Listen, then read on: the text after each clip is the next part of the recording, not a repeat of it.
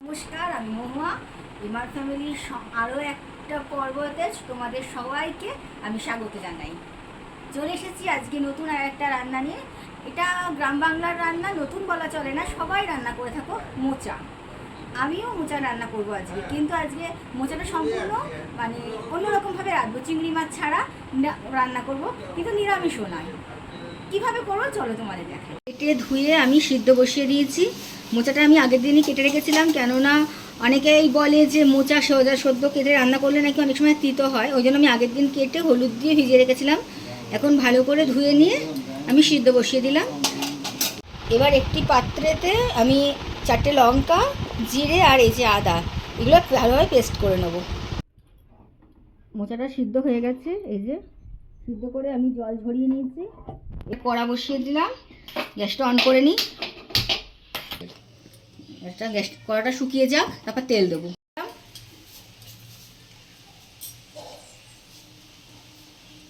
খুব বেশি তেল দেবো না, আবার একদম কম না, মিডিয়াম একটু তেল দেবো।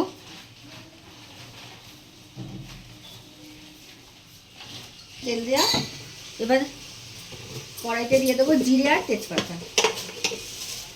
জিরে ফোড়ন দিয়ে দিলাম।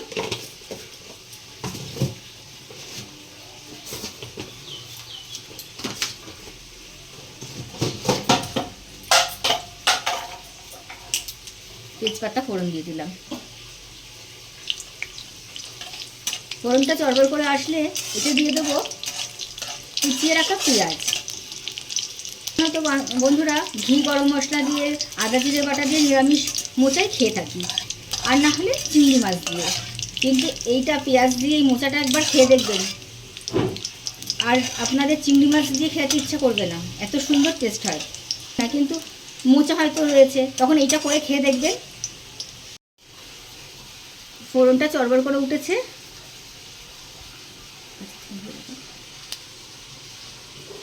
এবার দিয়ে দেবো পেঁয়াজগুলো।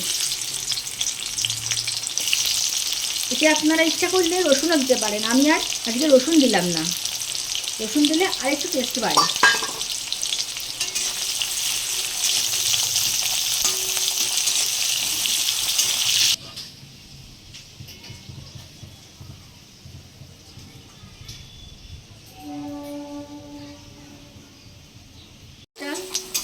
পেঁয়াজটা হালকা ভাজা হলে এবার এতে দিয়ে দেবো কুচিয়ে রাখা আলু।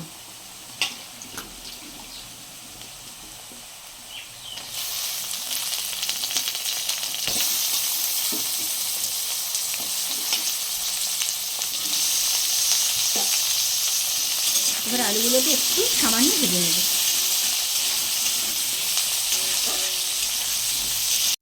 আলুগুলো হালকা ভাজা হয়ে গেছে, এবার একে একে সমস্ত মশলা দিয়ে দেব। প্রথমে দিলাম হলুদ গুঁড়ো,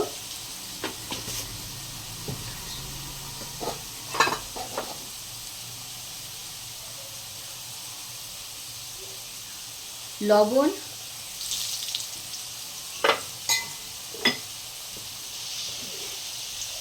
একটু চিনি,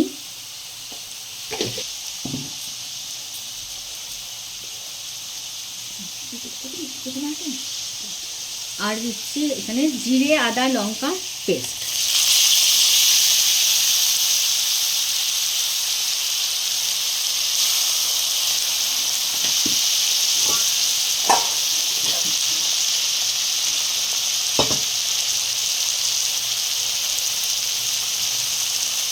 মশলার বাটিটা ধুয়ে সামান্য একটু জল।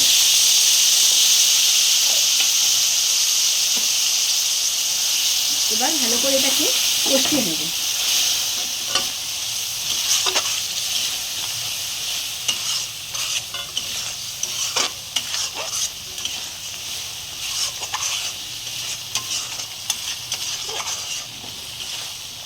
সাথে তলা ধরে যাচ্ছিল বলে আমি একটু সামান্য উষ্ণ গরম জল দিয়ে কষছি। এটা আপনারাও প্রয়োজন হলে উষ্ণ গরম জল দিয়ে কষতে পারেন। মশলাটা আমার কষানো হয়ে গেছে, এবার এর মধ্যে মোচাটা দিয়ে খানিকটা কষিয়ে নেব।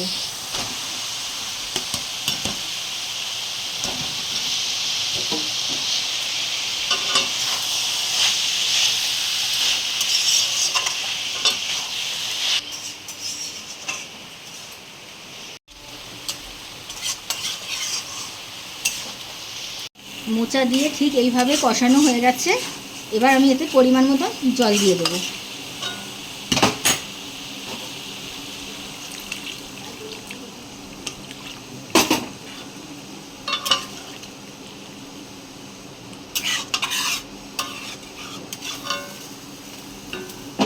এবার ঢাকা দিয়ে দেবো।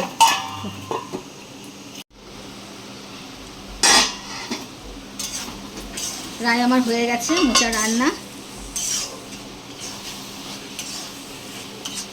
শুকিয়ে গেলে নামিয়ে ফেলবো। আলুগুলোও সেদ্ধ হয়ে গেছে, এই দেখুন আলুগুলো খুন্তি দিলে কেমন কেটে যাচ্ছে।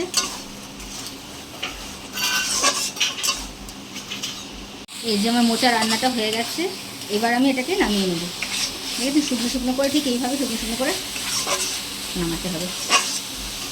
এই যে আমার রান্নাটা হয়ে গেছে। আমার রান্নাটা যদি আপনাদের ভালো লাগে তাহলে আমার চ্যানেলটিকে লাইক করবেন, কমেন্ট করবেন, প্লিজ সাবস্ক্রাইব করে আমার পাশে থাকবেন।